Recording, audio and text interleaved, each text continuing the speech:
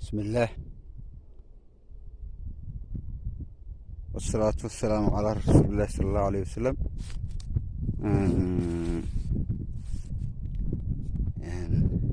ku xirnow beeraha TV si aad uga bogato barashada cilmiga beeraha. sida ujeediin waxaanu ka hadlaynaa maanta ama idin muuqata dalagga loo yaqaano babaayga. babaaygu waa mid ka mid ah dalagyada perennialka oo aadka u muhiimka ugu ah inay bini aadamku isticmaalaan. marka sida ujeediin geedkan wuxuu leeyahay shakliga noocaasa, waa fruitsku ka tirsan yahay ama fruit treeska waliba qaarka aadka u muhiimka ah oo waxyaaba badan laga samaysan karo ayuu ka tirsan yahay, oo noocyo badan ama qaabo badan loo isticmaali karo. inta badan waxaa lagu beeraa dhulkan oo macnaha marka waraabkiisa ama loo isticmaalaa waxa waaye waa sidan traditionalka ah oo sida ujeedin waxa weeye waa faro irrigation ayaa loo isticmaalaa. waxaa kaloo loo isticmaali karaa waraabka oo difqinta ama driibka. waxaa kaloo loo isticmaali karaa falaadka marka kuma fiicno, maadaama uu geedkan geedaha dhuuxa ka duleelo uu yahay oon dhuuxa badan lahayn ama uu jilicsan yahay kii ruudkiisu.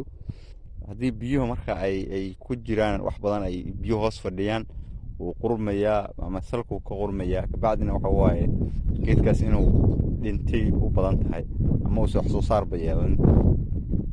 marka qaababka ugu fiican waa macnaha varowga iyo driibka. marka maadaama soomaalida aysa u isticmaalin oo isa badanaa beeraleyda beeraleyda ugu badan ee gobolka ka jirta aysan awoodinin, waxaa weeye waxay sameeyaan varowgani u isticmaalaan. wax soo saar fiican buu leeyahay oo hadda sidaa ka muuqato waxa waaye miro badan baa ku yaala, waana la guraa oo hadda dad baa ku jireen oo gurahayeen. marka aad buu u fiican yahay. marka cudur ahaanna cudurrada ku dhaca waxa waaye baashan la yidhaahdo tuta absoluta ama soomaalidu u taqaano malabisada ayaa ku dhaca. waxaa kaloo ku dhaca bahal oo caleemahaas uga dhaca oo ah fangay ah oo caleemaha ka madmadoobaya. labadaas cudur maahane wax kaloo hadda oo cuduroo ku dhacaa ma jiraan, oo saas wuxuu ku yahay geed oo very resistant ah. biyo la-aanta xitaa wax badan buu noolaa karaa oo hadda macnaha effect uu geysanaya oo dhibaato uu geysanaya oo mirihiisu waa kaa yaranaya, laakiin waa cayaan waa sugi karaa haddii biyo la waayo xitaa wuu sugi karaa adiga wakti intii ah. marka geedka noocaasa qaab ahaan waxaa loo isticmaalaa inta badan waxaa loo isticmaalaa in laga dhigto cabitaanka dhowr nooca laga samey karaa, isagoo cabitaanada gaarka lagu darsanayo iyo isagoo la sameynayo kii furlaatooyinka ama cabitaanada culus laga sameysanayo.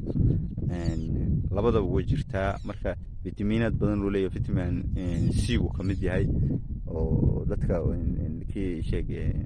la sii karo dadkan fadarada. waxaa kaloo sameeyaa marka caadiga loo isticmaalo wuxuu leeyahay faa'iido caafimaad oo ah inuu caloosha dadka ay ka adkaato, caloosha jilciyo oo sameeyo inay caloosha socoto isagoon qofka uusa shubmaynin oo shuban zaa'ida samaynaynin, calooshiisa jilcdo caadi isaga socoto.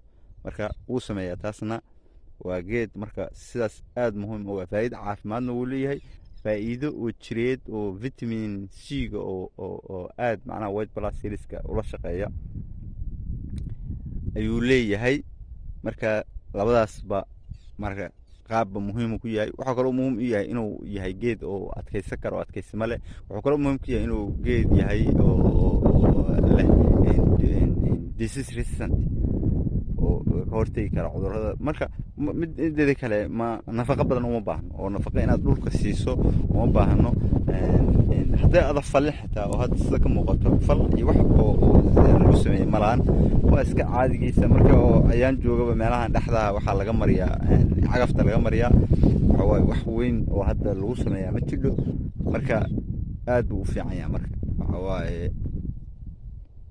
intaasan baan kusoo gabagabaynaynaa geedkan iyo horudhiciisa marka waxaan ka hadlaynaa hadda waxawaaye waa horudhici geedka maahan annaga kama aan la hadlin geedkan system ahaan iyo geedkan asal ahaan intuu ka soo jeedaa wadamadu ugu badan yahay boqolkiiba intaas intee lagu beeraa waxaas waa cilmi kale waana soo baaraynaa insha allahu tacaala laakiin hadda waxaanu ka hadlaynaa oo keliya geedkan introductionkiisa geedkan muxuu yahay isagu waa fruit trees uu ka tirsan yahay muxuu bini aadanka u qabtaa ama faa'iidadu uu leeyahay maxay tahay labadaas faa'iido ugu badan inta uu leeyahay faa'iidooyin kalena way jiraan geedkan qaabkee loo beeraa qaabkaasoo loo beeraa iyo cudurrada ku dhaca inta muuqata waxawaaye waa intaas marka intaas baanu ka hadli rabnay wasalaamu calaykum waraxmatullaahi wabarakaatu